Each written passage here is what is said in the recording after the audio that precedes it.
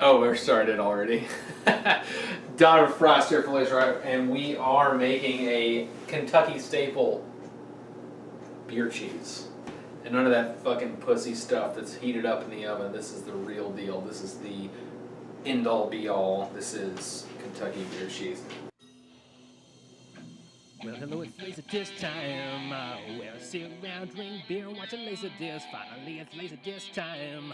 Where I kick back with the beer, spin a LaserDisc. Few good men, House Party 2, Mrs. Doubtfire and Turbulence, Highlander 2, X-Files, Garth Brooks, and the True Lies.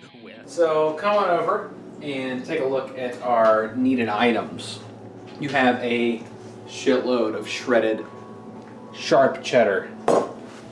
You have garlic, you have mustard needed, paprika needed, a little bit of cayenne just to give it some kick here, some black peppercorn, always unbroken, whatever that means, also known as grind your own goods. Some hot sauce, courtesy of Buddy Kentucky Johnson, and more hot sauce. So it's mainly hot sauce. And the most important thing is the beer here. And tonight we are adding Eel River's IPA, 7.2%. I would recommend the highest alcohol content when you are making beer cheese. So an Imperial is also a good choice.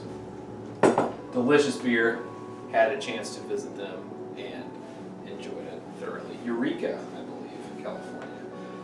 And last but not least, a little bit of the creamy cheese, also known as cream cheese. Make sure to wash your hands before you do this too.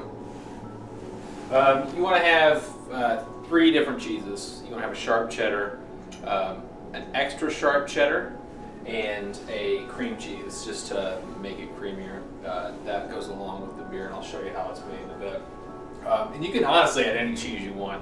The sharper the better, and the sharper the beer the better. You can make it with stouts, and you can make it with brown ales, and whatever you want, but it's not as intense, which I feel like spreads better and tastes better, and it's more of a an enjoyable experience that way. So it's important also to shred your own cheese. You don't want to buy the pre-shredded stuff, otherwise it's drier and no good for anybody. So a food processor helps. Get it out. Mitch is cleaning here.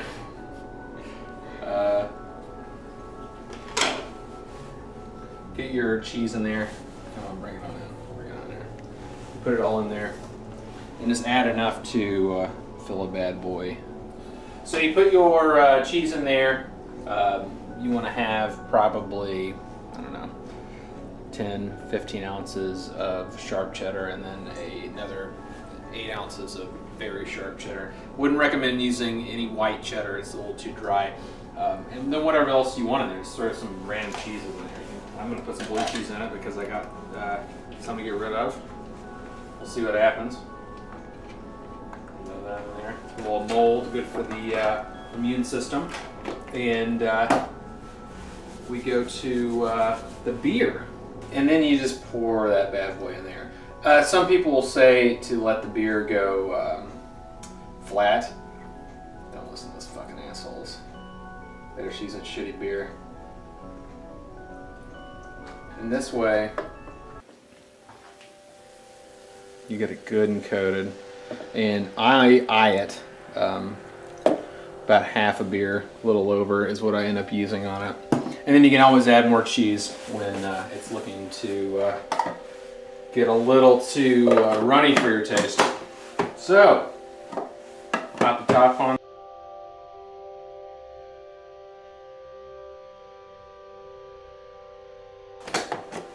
Take a look, and it is making its shape. And this is when we throw in the fucking flavor.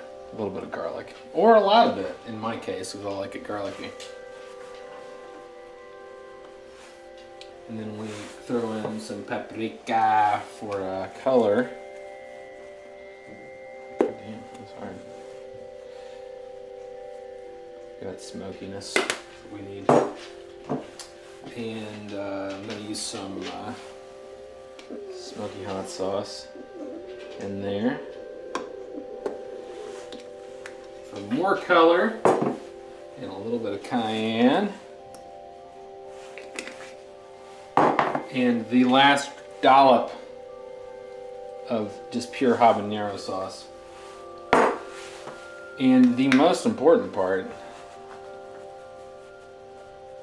aside from the beer, obviously, is mustard powder.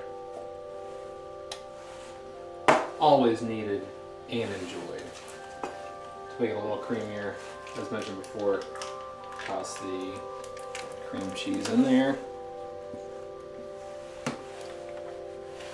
Lick your hands, close it up.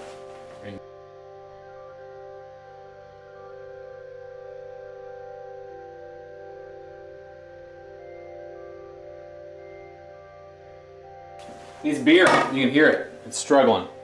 Saying I'm thirsty. And I am thirsty.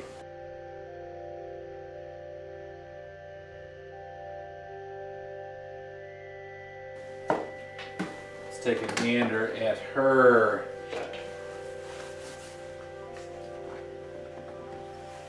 Let me turn it off. And now it's time to try the beer cheese with our imported Delta pretzels